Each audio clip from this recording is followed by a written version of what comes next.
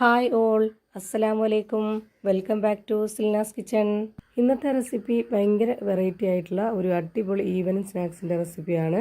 കപ്പ വെച്ചിട്ടാണ് നമ്മൾ ഈ ഒരു സ്നാക്സ് തയ്യാറാക്കി എടുത്തിട്ടുള്ളത്. ഭയങ്കര സിമ്പിളാണ് തയ്യാറാക്കി എടുക്കാൻ, എന്നാൽ കഴിക്കാനും നല്ലൊരു വെറൈറ്റി ടേസ്റ്റാണ്. കുട്ടികൾക്കും വലിയവർക്കും എല്ലാം ഒരുപോലെ ഇഷ്ടമാവും. അപ്പോൾ ഇതെങ്ങനെയാണ് തയ്യാറാക്കുന്നതെന്ന് അറിയാനായിട്ട് വീഡിയോ സ്കിപ്പ് ചെയ്യാതെ മുഴുവനായിട്ടൊന്ന് കണ്ടു നോക്കണേ.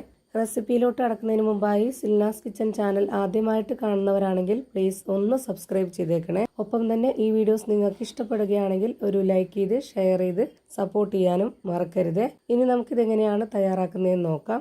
ഞാനിവിടെ ഈ ഒരു വലിപ്പത്തിൽ ഒരു 5 കഷ്ണം കപ്പയാണ് വേവിച്ചെടുത്തിട്ടുള്ളത്. നന്നായിട്ട് വെന്തുടഞ്ഞ കപ്പയായിരിക്കണം ഇതിന് വേണ്ടത്. ഇപ്പോൾ ഇതാ കൈകൊണ്ട് ഇതുപോലെ ആക്കുമ്പോൾ തന്നെ നന്നായിട്ട് ഉടഞ്ഞു കിട്ടിയിട്ടുണ്ട്. ഈ ഒരു പരുവത്തിലായിരിക്കണം നമ്മൾ ഈ ഒരു പലഹാരത്തിന് കപ്പ പുഴുങ്ങിയെടുക്കേണ്ടത്. ഇനി ഈ ഒരു കപ്പ മുഴുവനായിട്ടും നന്നായിട്ടൊന്ന് ഉടച്ചെടുക്കണം. ഉരുളക്കിഴങ്ങൊക്കെ ഉടച്ചെടുക്കുന്ന പോലെ ഇതും ഉടച്ചെടുക്കണം. ഞാനിവിടെ ഇതുപോലെ ഒരു ഫോർക്ക് സ്പൂൺ വെച്ചിട്ടാണ് നന്നായിട്ട് ഉടച്ചെടുക്കുന്നത്.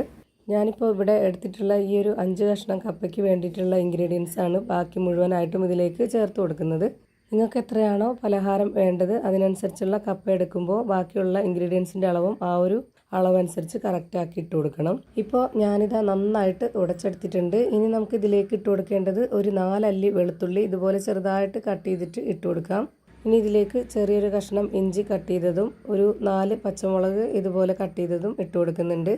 ഈ പലഹാരം തയ്യാറാക്കണമെങ്കിൽ എല്ലാം നല്ലപോലെ പൊടിയായിട്ട് അരിഞ്ഞിട്ട് കൊടുത്താലേ അതിൻ്റേതായ ഒരു ടേസ്റ്റ് കിട്ടുള്ളൂ. ഇനി ഇതിലേക്ക് 1.5 സവോള കട്ട് ചെയ്തതും കൂടെ ഇട്ട് കൊടുക്കുന്നുണ്ട്. ഇനി ഇതിലേക്ക് വേണ്ടത് അരിപ്പൊടിയാണ്. ഞാനിതിലേക്ക് ഇട്ട് കൊടുക്കുന്നത് 1 കപ്പ് അളവിലുള്ള അരിപ്പൊടിയാണ്. വറുത്ത അരിപ്പൊടിയാണ് ഇട്ട് കൊടുത്തിട്ടുള്ളത്. ഇനി നിങ്ങൾക്ക് കോൺഫ്ലവർ പൊടിയിൽ ചെയ്തെടുക്കണമെന്നുണ്ടെങ്കിൽ അങ്ങനെയും ആവാം. ഞാനിപ്പോൾ ഇവിടെ 1 കപ്പ് മുഴുവനായിട്ടും ഇതിലേക്ക് ഇട്ട് കൊടുത്തിട്ടുണ്ട്. ഇനി നമുക്കിതിലേക്ക് ആവശ്യത്തിനുള്ള ഉപ്പിട്ട് കൊടുക്കാം. അടുത്തതായി ഇതിലേക്ക് വേണ്ട പൊടികളെല്ലാം ചേർത്ത് കൊടുക്കുന്നുണ്ട്. ആദ്യം തന്നെ ഇതിലേക്ക് ഒരു നുള്ള് മഞ്ഞൾപ്പൊടി, ഒരു 1/2 സ്പൂൺ അളവിൽ മുളക് പൊടി, ഒരു 1/4 സ്പൂൺ അളവിൽ പെരിഞ്ജീരകപ്പൊടിയും ഒരു നുള്ള് ഗരം മസാലപ്പൊടിയും ഇതിലേക്ക് ഇട്ട് കൊടുക്കുന്നുണ്ട്. ഇതെല്ലാം ഇട്ട് കൊടുത്ത ശേഷം ഇനി കൈ വെച്ചിട്ട് നന്നായിട്ട് ഇതൊന്ന് യോജിപ്പിച്ചെടുക്കണം. എന്നതിന് ശേഷം മാത്രം നമുക്കിതിലേക്ക് വെള്ളം ഒഴിച്ചു കൊടുത്തിട്ട് ഒന്നുകൂടെ കുഴച്ചെടുക്കാനുണ്ട്. ആദ്യം തന്നെ വെള്ളം ഒഴിച്ചു കൊടുത്താൽ അതിൻ്റെ പരുവം തെറ്റിപ്പോവും. നമ്മളിതുപോലെ കിഴങ്ങിൻ്റെ ആ ഒരു നനവിലൊന്ന് യോജിപ്പിച്ചെടുക്കുക. എന്നിട്ട് പിന്നെ നമുക്കതിലേക്ക് എത്ര വെള്ളം വേണ്ടി വരും എന്നുള്ളത് മനസ്സിലാവും. അപ്പോൾ അതിനനുസരിച്ച് നമ്മൾ വെള്ളം ഒഴിച്ചു കൊടുത്തിട്ട് കുഴച്ചിട്ടെടുക്കുക.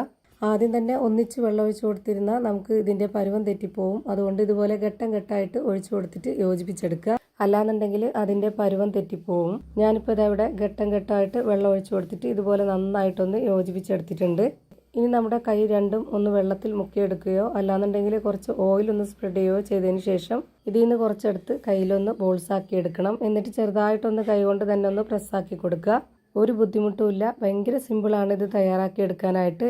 ഇതുപോലെ ഒന്ന് പ്രസ് ചെയ്ത് കൊടുത്തതിന് ശേഷം നമ്മൾ ഇതിലേക്ക് വിരലൊന്ന് നനച്ച് കൊടുത്തിട്ട് ഇതിൻ്റെ നടുഭാഗത്തായിട്ട് ഒന്ന് ഹോളിട്ട് കൊടുക്കുക. ഇപ്പോൾ കണ്ടില്ലേ, കാണാൻ തന്നെ നല്ല ഭംഗിയായിട്ടുണ്ട്. ഇതേ ഷേപ്പിൽ തന്നെ ചെയ്തെടുക്കണമെന്നൊന്നുമില്ല. നിങ്ങൾക്ക് ഇഷ്ടമുള്ള ഏത് ഷേപ്പിൽ വേണമെങ്കിലും റെഡിയാക്കി എടുക്കാം. വീണ്ടും കൈ നമ്മൾ വെള്ളത്തിലൊന്ന് നനച്ചെടുക്കണം. എന്നിട്ട് വീണ്ടും ഇതിൽ നിന്ന് കുറച്ച് മാവ് എടുത്തിട്ട് ഇതുപോലെ ഒന്ന് ബോൾസാക്കി എടുത്തതിന് ശേഷം അതിൻ്റെ കൈയുടെ നടുഭാഗത്ത് വെച്ചിട്ടൊന്ന് പ്രസ് ചെയ്ത് കൊടുക്കുക. പിന്നെ നമ്മൾ വിരൽ വെള്ളത്തിൽ മുക്കിയെടുത്തിട്ട് അതിൻ്റെ നടുഭാഗത്ത് ഇതുപോലെ ഒന്ന് ഹോളിട്ട് കൊടുക്കുക. അപ്പോൾ ഇതാ ഞാൻ ഇതേപോലെ തന്നെ എല്ലാം റെഡിയാക്കി എടുത്തിട്ടുണ്ട്. ഇനി നമുക്കിതെല്ലാം ഒന്ന് ഫ്രൈ ചെയ്തെടുക്കണം. അതിനായിട്ട് സ്റ്റവിലേക്ക് ഒരു പാൻ വെച്ച് കൊടുത്ത് ഫ്ലെയിം ഓൺ ആക്കി കൊടുത്തിട്ടുണ്ട്. അതിലേക്ക് കുറച്ച് ഓയിൽ ഒഴിച്ചു കൊടുത്തതിന് ശേഷം ഓയിൽ നല്ല പോലെ ചൂടായി വരുമ്പോൾ ഇതിലേക്ക് ഓരോന്നോരോന്നായിട്ട് ഇട്ട് കൊടുക്കാം. അധികം എണ്ണയൊന്നും കുടിക്കാത്ത ഒരു നല്ല ടേസ്റ്റി ആയിട്ടുള്ള പലഹാരമാണ്. എണ്ണ നന്നായിട്ട് ചൂടായിട്ട് വന്നപ്പോൾ ഞാനിതൊരു മീഡിയം ഫ്ലെയിമിലേക്ക് ഇട്ട് കൊടുത്തിട്ട് എല്ലാം ഇതിലേക്ക് ഇട്ട് കൊടുക്കുന്നുണ്ട്. എത്ര സമയം എടുക്കുന്നോ ഇത് വെന്ത് കിട്ടാനായിട്ട് അത്രയും സമയം വരെ നമ്മളിതൊരു മീഡിയം ഫ്ലെയിമിൽ തന്നെ വെച്ചിരിക്കുക. പുറമേ നല്ല ക്രിസ്പിയും അകം നല്ല സോഫ്റ്റ് ആയിട്ടിരിക്കുന്ന ഒരു അടിപൊളി പലഹാരമാണ്. ഇപ്പോൾ ഇതിൻ്റെ എല്ലാം ഒരു ഭാഗം വെന്ത് കിട്ടിയിട്ടുണ്ട്. ഇനി ഇതൊന്ന് തിരിച്ചിട്ട് കൊടുക്കാം. തിരിച്ചിട്ട് കൊടുത്തു കഴിഞ്ഞാൽ പിന്നെ നമുക്ക് 1-2 മിനിറ്റിനുള്ളിൽ ഇത് റെഡിയായി കിട്ടും. ഇപ്പോൾ ഇതാ 2 സൈഡും നല്ല പോലെ ഫ്രൈ ആയി കിട്ടിയിട്ടുണ്ട്. ഇനി നമുക്കിത് എണ്ണയിൽ നിന്ന് കോരി മാറ്റാം. അപ്പോൾ ഇതുപോലെ തന്നെ എല്ലാം ഫ്രൈ ആക്കി ഞാനൊരു പാത്രത്തിലേക്ക് മാറ്റിയിട്ടുണ്ട്.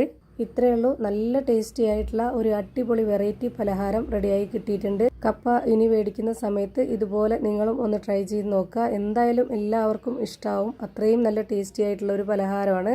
ഇതിൻ്റെ അകം എങ്ങനെയാണ് ഇരിക്കുന്നതെന്ന് അറിയാനായിട്ട് ഇതൊന്ന് പൊട്ടിച്ച് കാണിച്ചു തരാം. പുറമേ നല്ല ക്രിസ്പിയും അകം നല്ല സോഫ്റ്റ് ആയിട്ടുള്ള ഒരു അടിപൊളി പലഹാരമാണ്. അപ്പോൾ ഇത്രയേ ഉള്ളൂ ഇന്നത്തെ വീഡിയോ ഇഷ്ടമായാൽ ലൈക്ക് ചെയ്യാനും കമൻറ്റ് ചെയ്യാനും ഷെയർ ചെയ്യാനും മറക്കരുത്. അതുപോലെ തന്നെ ഞാനിടുന്ന പുതിയ വീഡിയോസ് നോട്ടിഫിക്കേഷനായിട്ട് കിട്ടുന്നതിന് വേണ്ടി സബ്സ്ക്രൈബ് ചെയ്ത് ബെല്ലൈക്കൺ അമർത്തി അതിൽ ഓൾ എന്ന ഓപ്ഷൻ എനേബിൾ ചെയ്ത് കൊടുക്കാനും മറക്കരുത്. പുതിയൊരു വീഡിയോയുമായി വീണ്ടും വരും. Thank you for watching.